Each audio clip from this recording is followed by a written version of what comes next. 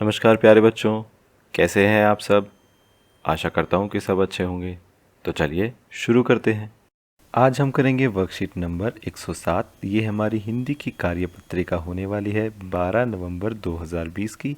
इधर बच्चे अपनी क्लास का सेक्शन लिखेंगे, इधर अपना नाम लिखेंगे और इधर अपने टीचर यानी अध्यापक का नाम लिखेंगे। आज हम फिर से पाठ मन करता है के विषय में कुछ बात करेंगे, जो हमारी हिंदी की पाठ्य पुस्तक रिमझिम से है। हमारी वर्कशीट का टाइटल यानी शीर्षक है पद्यांश पर आधारित प्रश्न। यानी यहाँ पर नीचे एक पद्यांश दिया होगा। पद्यांश का मतलब क्या होता है?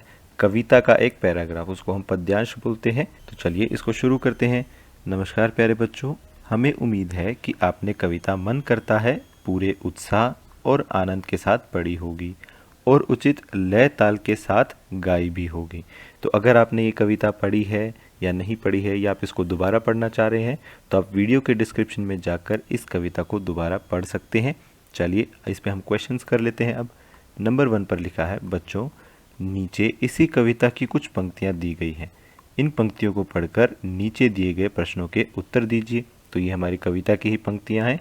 मन करता है तितली बनकर दूर दूर तक उड़ता जाऊं, मन करता है कोयल बनकर मीठे मीठे बोल सुनाऊं, मन करता है चिड़िया बनकर ची ची चूं चूं शोर मचाऊं। तो बड़ी सिंपल ये हमारी लाइन थी। इनका मतलब हमने जब ये कविता पढ़ी थी तब देख लिया था और ज़्यादा कुछ खास मुश्किल ये लाइन नहीं है, सिंपल सी ही लाइन है। आइए अब नीचे के प्रश्नों के उत्तर हम दे देते हैं।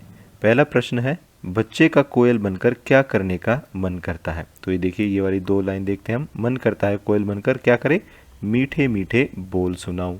तो इस क्वेश्चन के आंसर में हम लिख सकते हैं कि बच्चे का कोयल बनकर सभी को मीठे मीठे बोल सुनाने का अर्थात गाना गाने का मन करता है। ठीक है, मीठे मीठे बोल सुनाने का मतलब क्या होता है? गाना गाना। तो ये आप अपने आंसर में लिख सकते हैं। चलिए अगला क्वेश्चन देखते हैं। दूसरा क्वेश्चन है, आपने भी कभी चिड़िया की तरह शोर मचाया होगा, बताइए आपने कब कब बहुत शोर मचाया और क्यों मचाया। तो इसके आंसर में हम लिख सकते हैं, हम खेलते समय या त्योहारों पर तथा शादी के उत्सवों पर बहुत शोर मचाते हैं क्योंकि इस समय पर हम बहुत ही खुश और उत्साहित होते हैं। ठीक है, तो हमसे ये पूछ रहा था कि आप कब शोर मचाते हैं और क्यों शोर मचाते हैं। तो हमने यहाँ पर लिखा है कि एक तो हम खेलते समय बहुत शोर मचाते हैं। ठीक है, त्यौहार जब होते हैं जैसे दीपावली हो गया, होली हो गया, तो उस दिन भी हम बहुत शोर मचाते हैं जब हम बाहर होते हैं। और शादी वगैरह होती है तब भी हम बहुत शोर मचाते हैं क्योंकि इस समय पर हम बहुत ही खुश होते हैं और उत्साहित होते हैं। ठीक है, आप यहाँ पर अपना जन्मदिन भी लिख सकते हैं। ठीक है, जन्मदिन जब आप मनाते हैं तब भी आप बहुत खुश होते हैं तो आप शोर मचाते हैं। तो इस तरीके से आप ये आंसर लिख सकते हैं। चलिए अगला क्वेश्चन देखते हैं। तीसरा क्वेश्चन है कि यदि आपको एक दिन के लिए जादू की छड़ी मिल जाए तो आप उससे क्या क्या करना चाहेंगे। यानी वो आपसे पूछ रहा है कि मान लीजिए अगर आपको एक जादू की छड़ी मिल जाती है। जादू की छड़ी का मतलब कि आपको ऐसी छड़ी मिल जाए जिससे आप जो चाहे वो कर सकते हैं, तो आप उससे क्या क्या करना पसंद करेंगे। तो यहाँ पर सभी बच्चे अपना अपना जवाब देंगे। ठीक है, इसमें कोई सही या गलत उत्तर नहीं है। आपका जो मन करेगा आप वो इधर लिख सकते हैं।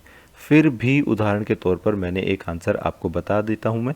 ठीक है, कि आप इसका आंसर कैसे लिख सकते हैं। जैसे ये देखिए कि यदि मुझे एक दिन के लिए जादुई छड़ी मिल जाए तो मैं उससे, एक तो आप नए कपड़े और खिलौने खरीद सकते हैं। ठीक है, दूसरा अपना मनपसंद खाना खा सकते हैं।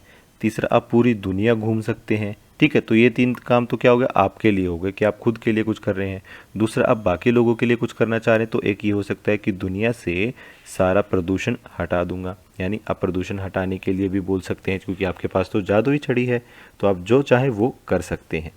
तो इस तरीके से आप अपना एक आंसर बना सकते हैं और इसको लिख सकते हैं।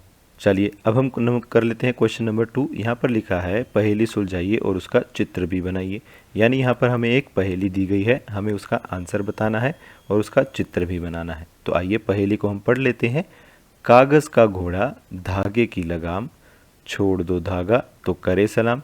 यानी यहाँ पर इसका आंसर है एक पतंग। ठीक है, पतंग कागज़ की होती है, उस पर धागे की लगाम बनी होती है, यानी जिसको हम कन्नी बोलते हैं। ठीक है, तो उसकी लगाम हो गई। फिर अगर हम उस धागे को छोड़ देंगे तो वो हमें सलाम करेगा, यानी बहुत ही आगे जाएगा, ऊपर उड़ेगा। ठीक है, तो ये हम आंसर बना सकते हैं अपना पतंग। तो इधर आप एक पतंग का चित्र बना दीजिए जिस भी तरीके से पतंग बनती है। ठीक है, इस तरीके से आप चित्र बना सकते हैं। चलिए आगे चलते हैं प्रश्न नंबर 3 पर। यहाँ पर हमें चित्र वर्णन करना है, यानी जो हमें चित्र दिया है हमें उसके बारे में कुछ बातें बतानी है।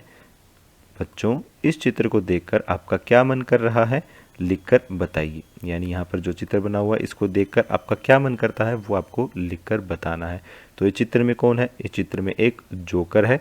ठीक है, तो इससे देखकर हमारा क्या मन कर रहा है वो आप अपने आंसर में लिख सकते हैं। जैसे कि ये देखिए, यह एक जोकर है, ये सबको हंसाने और उनका मनोरंजन करने का काम करता है। मेरा भी मन करता है कि मैं जोकर की तरह सबको हंसाकर उन्हें खुश रखूं, और जोकर को देखकर मेरा सर्कस देखने का भी मन कर रहा है। तो ये मेरा आंसर है। ठीक है, आप जैसा आपका मन कर रहा है जोकर को देखकर आप वो यहाँ पर लिख सकते हैं। ये आंसर भी सही है, जो आप लिखेंगे वो आंसर भी सही होगा। ठीक है, ये आंसर सिर्फ उदाहरण के तौर पर है, आपकी हेल्प के लिए है। आज की क्लास यहीं खत्म होती है। अगर आपके कोई डाउट्स हैं तो आप नीचे कमेंट सेक्शन में पूछ सकते हैं। कल फिर मिलेंगे, कुछ नया सीखेंगे। तब तक के लिए थैंक यू एंड जय हिंद।